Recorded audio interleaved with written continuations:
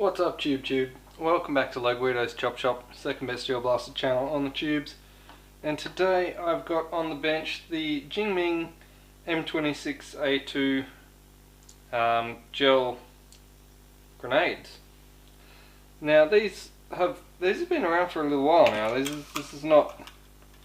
aren't new by any stretch of the imagination, but they are the first time that I've actually had a set, which I find pretty interesting because I've had numerous other previous versions of gel grenades, and these particular ones I find interesting because they look like what you would expect a grenade to look like if you were to look up a grenade in a comic book or a movie. That's kind of the sort of thing that you expect to see. It's got that grenade like shape. It's got the old pulling the pin and flicking the spoon. The spoon stays attached. But the thing that I find interesting about these is that the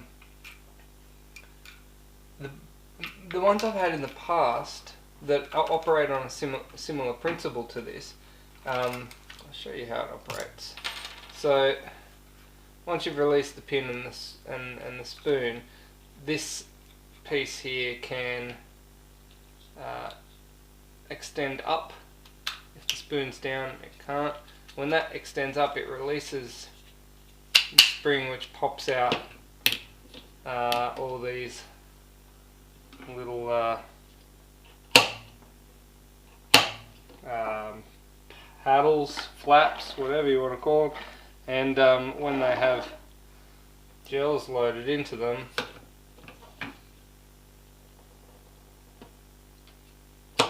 it flicks them out. They do have a little hole in the thing there, which is for the ease of loading, but it does make this demonstration kind of difficult. Alright, you get what I mean anyway. The way that they work is you push all those back in and put the pin in, and there's a little cap on the bottom of them. You open up and it's got 3 holes in the bottom where you can feed your gels in, and you can just pour them in from a bottle and then sort of guide them around to the various 3 holes until they're full, and that is why they had those little holes in the flaps.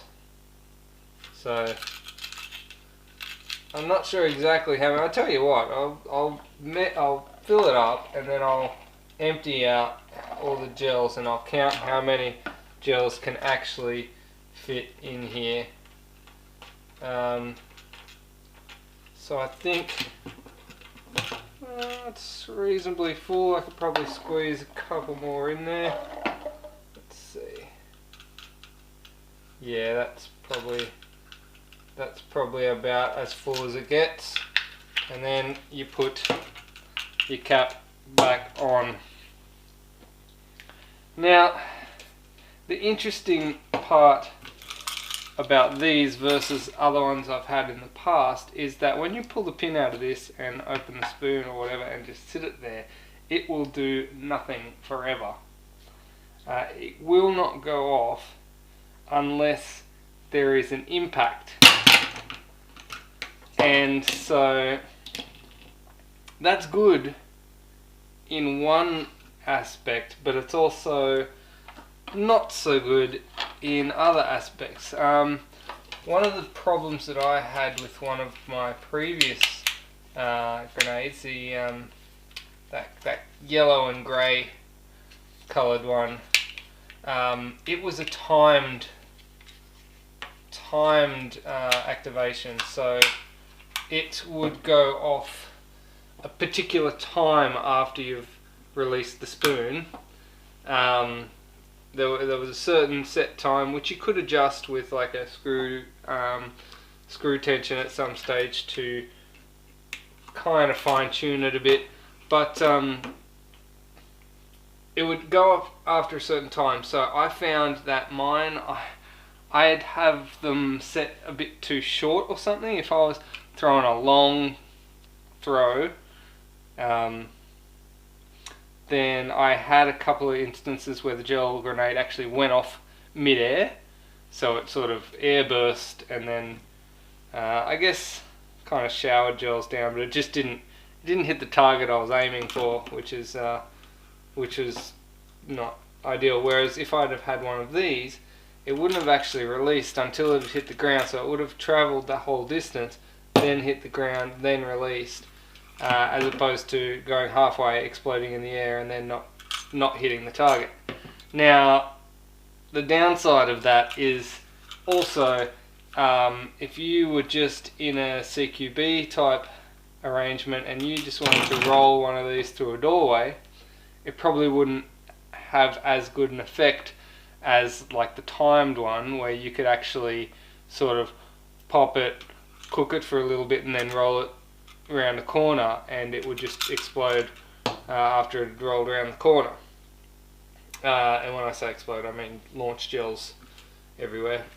So yeah, it's got its positives and its negatives, but another thing which is worth looking into is the rules of your particular field. I know a lot of fields where I've played, the rules are if a grenade lands near you, within a certain radius, you are just dead anyway, regardless of whether the gels hit you or not.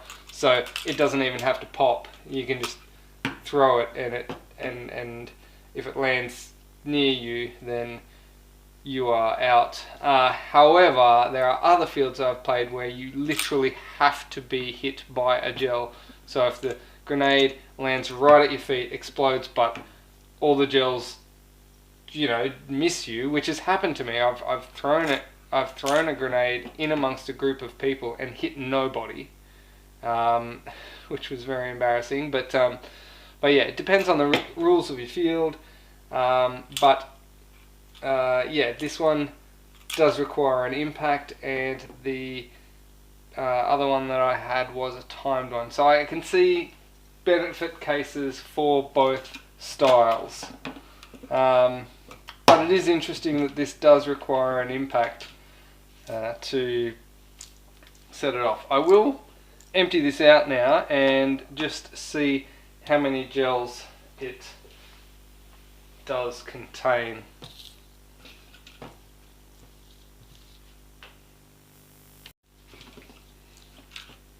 I'm just going to empty it this way.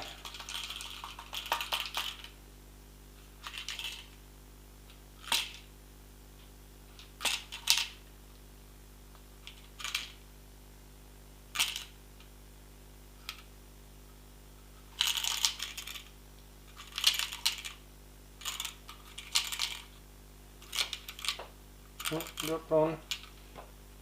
It's right just there.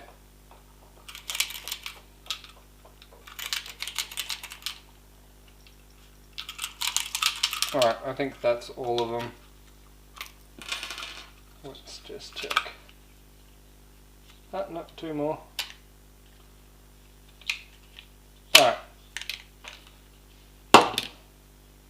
So, I'll just count them up. 2, 4, 6, 8, 10, 12, 14, 16, 18, 20, 22, 24, 30.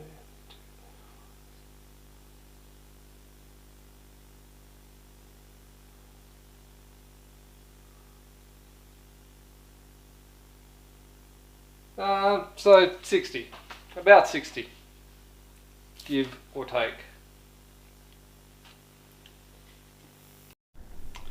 Now, as I mentioned, these do require an impact to go off. So I took these out into the yard to give them a test, and one of the issues I had was soft grassy areas. I couldn't get it to go off. I tried numerous throws of varying levels of strength and pitch and angles, and I just could not get it to go off. However, on harder surfaces like concrete, no problems at all. You see there's like a good 3 to 4 meter spread around the area.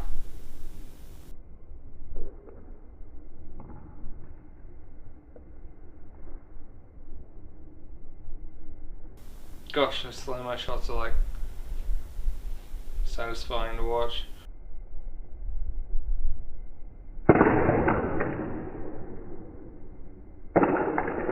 Yeah, so I did need a hard surface for everything to work perfectly. I didn't get them to go off on a soft grassy surface. But they certainly look the part. They're compact to carry, and there's certainly been a few instances in games where I have needed or wanted a grenade and they've been quite handy. Again, it depends on your field, what your intention of use is, whether your field allows it and what their rules are and all that sort of thing. But I think in general, for most sort of regular type gameplay, having a grenade or two is definitely worthwhile. It just depends, I guess, if you're gonna be able to lob them onto a hard surface or a soft surface where you're playing. Definitely was effective to about 3 or 4 meters. So yeah, worth having. I think they're not super expensive, but it's definitely worth having on your kit, particularly if you're a milsimmer, I think. But then again, I think most milsims kind of play it out in the open, where the ground may not necessarily be as firm. So yeah, take that as it is, I guess. Perhaps the timed version might be a better option. Either way, they are quite a cool little piece, and they do look the part. And I wouldn't mind throwing this in one of my pouches just in a game, just in case, just in the odd chance you need to get someone who's behind a bit of cover that you can't quite get a shot on. Anyway, that's it from me. Thanks for watching. Don't forget you can get a patch from messaging me on my Facebook page, or you can buy them at Hardcore Blasters in Ipswich. And if you wish to support my channel and buy me a coffee, there is a link to do so in the description below. Thanks for watching. Peace.